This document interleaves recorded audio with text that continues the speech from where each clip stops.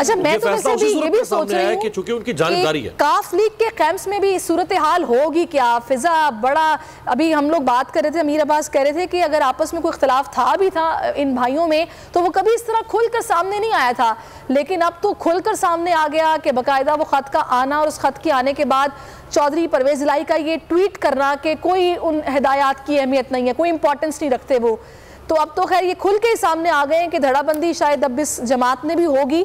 आप क्या सोच रही हैं सारी सिचुएशन को देखने के बाद? मैं तो शेख रशीद साहब को याद करी जो बार बार कहते थे कि जी नून में से शीन निकलेगा, नून में से मीम निकलेगा। वो नून में से शीन मीम तो निकल के दूसरा सामने आ गया।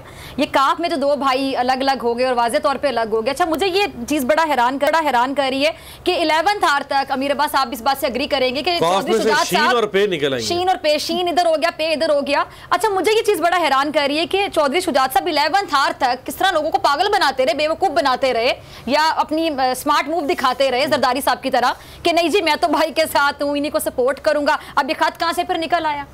यानी अपना इमेज खराब किया उन्होंने, अपनी साख मुतासिर की चौधरी शुजात साहब ने। हालांकि चौधरी शुजात जो है वो और चौधरी परवेज इलाही, इन दोनों की सियासत भी बड़ी टिपिकल सियासत है जो पाकिस्तान में सियासत होती है, लेकिन इन दोनों को बहुत रख रखाव वाला सियासतदान। अच्छा, बड़ी रिस्पेक्ट थी इनकी, बड़ी इज्जत की निगाह से देखा जाता है मेरे पास पंजाब में, और इनको बड़ा रख रखाव वाला सियासतदान समझा जाता है। जी, जी। लेकिन जो काम चौधरी शुजात हुसैन ने किया है, ये इस उम्र में और इस बीमारी के साथ उन्होंने एक अच्छा अपने लिए एक आप जिसे कह लेना कि आप जाते हुए क्या आप सियासत से उनका मतलब तकरीबन एग्जिट खराब किया ना, अपनी साख को मुतासिर किया। तकरीबन देखिए उनका पॉलिटिकल करियर जो है वो तकरीबन इस वक्त दी एंड पे पहुंच चुका है। इस वक्त उन्होंने ये अपने साथ कोई सुर्खाब को पर नहीं लगाया, बल्कि ये एक बदनामी का टीका लिया है। जिस वक्त चौधरी परवेज इलाही वोट ऑफ नो कॉन्फिडेंस के वक्त इमरान खान की, इनकी आपस में एक यानी पीडीएम और चौधरी बरादरान के दरमियान एक रस्साकशी थी जिसमें पीडीएम उनको अपनी तरफ खींचती थी, इमरान खान उनको अपनी तरफ खींचते थे,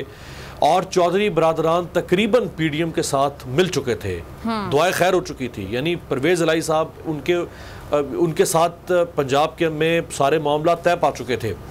तो उस वक्त शदीद रिजेंटमेंट आ रही थी PMLQ के वोटर्स की तरफ से, ना सिर्फ पाकिस्तान में बल्कि ओवरसीज पाकिस्तानी जो है उनमें बहुत बड़ी तादाद है, मैं आपको बताऊं PMLQ के वोटर्स की, क्योंकि जहां जो काफली का गढ़ है जिसमें ये सेंट्रल पंजाब का इलाका है, जिसमें गुजरात, जेलुम, गुजर खान, मंडी बहाउद्दीन, यहाँ पे काफली का बड़ा स्ट्रॉन्ग फुट होल्ड है। तो यहाँ के लोग चूंकि बहुत बड़ी तादाद में बाहर हैं, तो मुझे उस ज़माने में यानी आज से 3.5 माह पहले जब ये सारी सूरत हाल थी तो बहुत सारे ओवरसीज पाकिस्तानियों की कॉल्स आई कि हम काफली के वोटर हैं और ये हमारी लीडरशिप क्या कर रही है, यानी ये किन के साथ जाके मिल रही है, चोर और डाकुओं के साथ जाके मिलके हम वोट ऑफ नो कॉन्फिडेंस। अच्छा, खत में उन्होंने कहा है ये तमाम वो 10 मेंबर्स हैं जिनके नाम मेंशन किए गए हैं और 21 जुलाई मेंशन है यहाँ पर, डेट 21 जुलाई, और उसमें यही बताया गया कि ये तमाम मेंबर्स जो हैं ये वोट नहीं देंगे।